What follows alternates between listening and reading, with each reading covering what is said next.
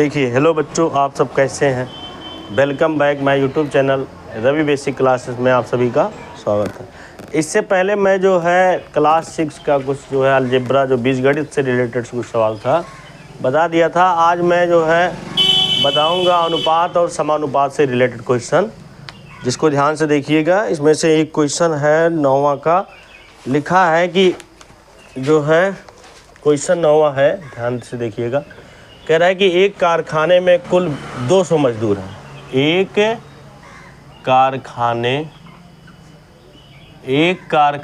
में कुल 200 मजदूर। मजदूर की संख्या कितनी है? 200। कुल 200 मजदूर हैं, जिनमें से 80 पुरुष। जिनमें से कितने पुरुष हैं? हाँ, जिनमें से 80 पुरुष एवं शेष महिलाएं हैं। एवं क्या है? शेष महिलाएं। जो बाकी बच्चे हैं वो क्या है? महिलाएं। शेष महिलाएं हैं। आपको अनुपात ज्ञात करना है। अनुपात ज्ञात कीजिए। क्या ज्ञात कीजिए? अनुपात ज्ञात कीजिए। इसमें से मैं ए बी सी करके तीन, मतलब ए बी तो बता दिया था ना, सी इसमें देख लीजिए, सी वाला। इसमें देखिए ए बी सी डी इस तरह से करके दिया है। सी कह रहा है कि पुरुषों की संख्या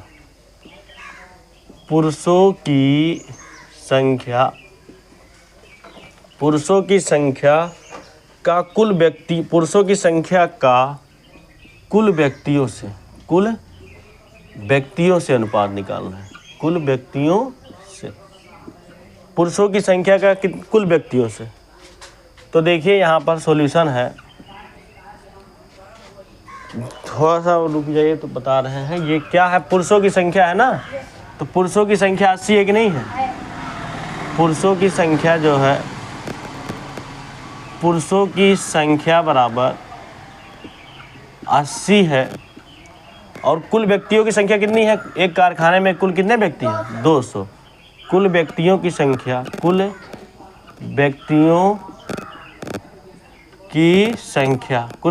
जो संख्या है वो 200 है। हमें जो है इन दोनों में अनुपात निकालना है। क्या निकालना? अनुपात। मतलब जो है व्यक्तियों की जो संख्या है, मतलब जो पुरुषों की जो संख्या है और कुल व्यक्तियों की संख्या में क्या निकालना? अनुपात।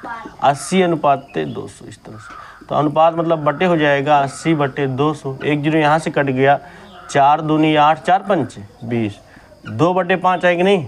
और 2/5 का मतलब 2:5। हाँ, लिख लीजिए ऐसे।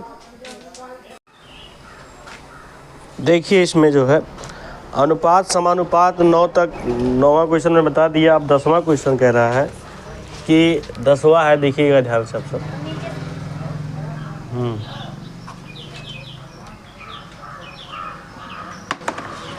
10वां क्वेश्चन है, कह रहा है कि एक साइकिल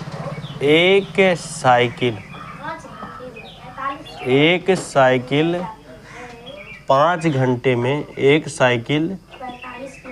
घंटे में 45 किलोमीटर जाती है।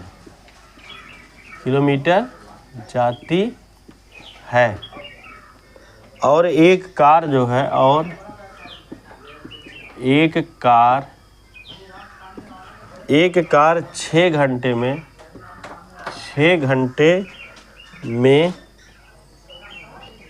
120 किलोमीटर। 6 घंटे में कितना जाती है? 120 किलोमीटर जाती है। समझ में आया? Yes sir.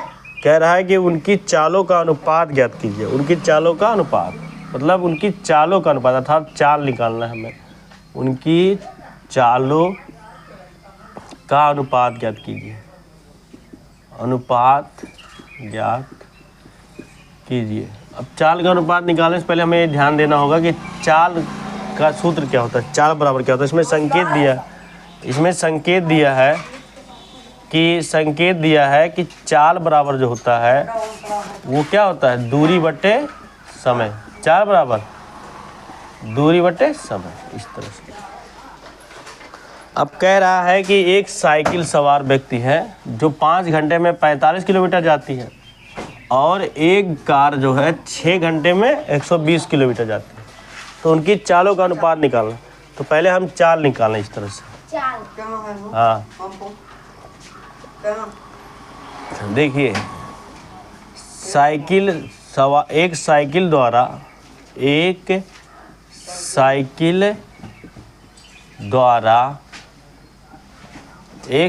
द्वारा 5 घंटे में चली गई दूरी दिया है। एक साइकिल द्वारा 5 घंटे में चली गई दूरी कितना दिया है? चली गई दूरी बराबर दिया है 45 किलोमीटर। 45 किलोमीटर।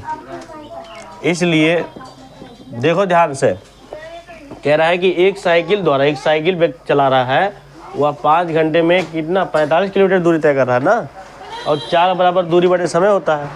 तो हमें ये बताना है कि चाल क्या है साइकिल की। तो इसलिए साइकिल की चाल मतलब साइकिल कितने स्पीड से चल रहा है, साइकिल की चाल। तो साइकिल की चाल देखिए, फार्मूला बताया गया है, चाल बराबर दूरी बटे समय। तो साइकिल की चाल बराबर हो जाएगा दूरी बटे समय। मतलब साइकिल कितना दूरी तय किया है 5 घंटे में। तो देखिए दूरी कितना है, 45 है ना, 45 किलोमीटर है, और समय कितना दिया है, 5 घंटे दिया है। 5 घंटे में 45 किलोमीटर, तो 5 नवा 45। तो इस तरह से चाल आ गया साइकिल का 9 किलोमीटर प्रति घंटा। 9 किलोमीटर प्रति घंटा आ गया कि नहीं आ गया? ये तो साइकिल की चाल हो गया ना।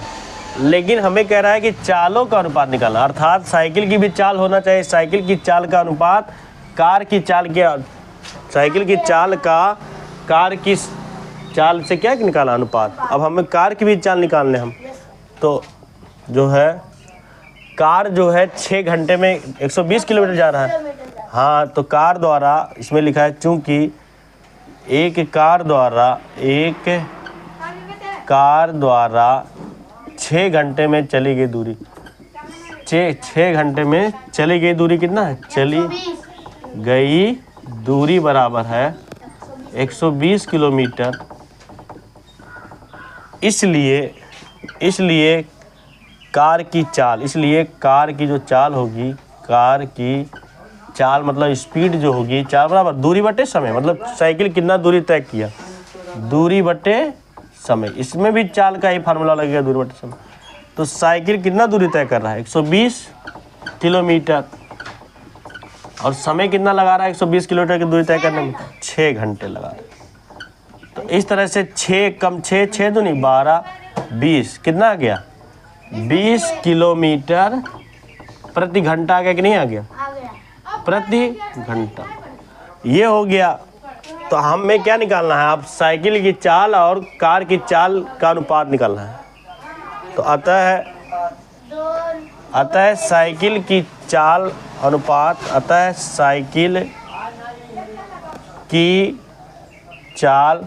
साइकिल की चाल का अनुपात कार की चाल के साइकिल की चाल जो आया है उसका जो है कार की चाल के साथ क्या निकाला अनुपात।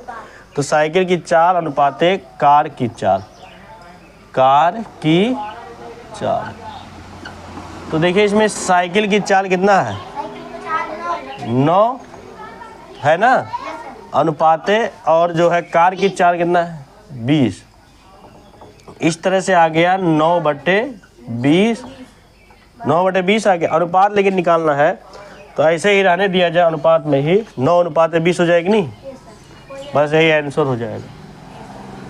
तो इस तरह से साइकिल की चाल और कार की चाल में जो अनुपात है 9:20 लगा लीजिए इसे।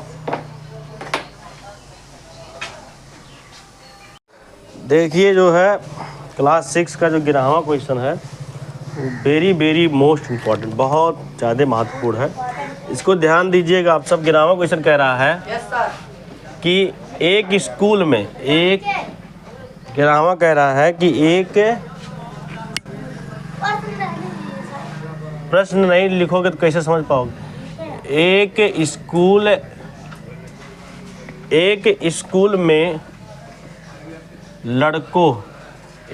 में लड़कों एवं लड़कियों का अनुपात का अनुपात 5:4 है। यदि लड़कियों की संख्या, यदि लड़कियों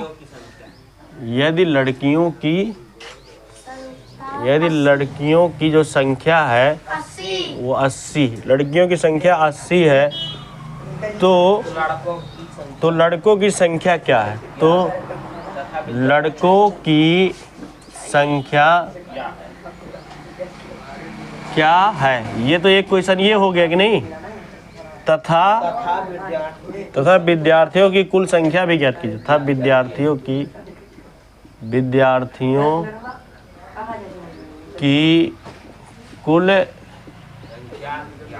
कुल संख्या भी ज्ञात कीजिए। समझ में आया?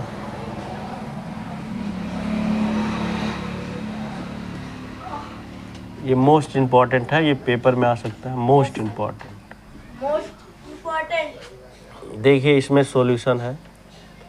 कह रहा है कि एक स्कूल में लड़कों तथा लड़कियों का अनुपात ये 5:4 है। यदि लड़कियों की जो संख्या है वो 80 है, तो लड़कों की संख्या क्या है? हमें लड़कों की संख्या निकालना है। तथा विद्यार्थियों की कुल संख्या भी ज्ञात करना है। मतलब स्कूल में कितने विद्यार्थी, मतलब उस स्कूल में कितने विद्यार्थी।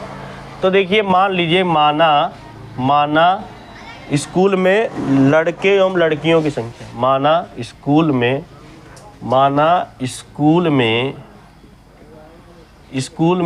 लड़के एवं लड़कियों की संख्या 5x और 4x है। समझ में आया? माना स्कूल में लड़के और लड़कियों की संख्या कितना है? ये देखिए, जो अनुपात में है ये जो है लड़के एवं लड़कियों की संख्या को काट के ही सरलतम रूप में रखा गया है। तो मान लीजिए उसका जो है संख्या 5x और 4x है, क्योंकि गुणा कर दिया जाएगा तो मालूम हो जाएगा यक्स का मान मालूम हो जाएगा। यक्स का मान अगर मालूम हो जाएगा तो हमें लड़के एवं लड़कियों की संख्या अपने आप ज्ञात हो जाएगा। तो मान लीजिए कि लड़के एवं लड़कियों की संख्या कितना है? 5x और 4x। अब इसमें कह रहा है कि लड़कियों की संख्या 80 है। दिया है क्या दिया है कि लड़कियों की संख्या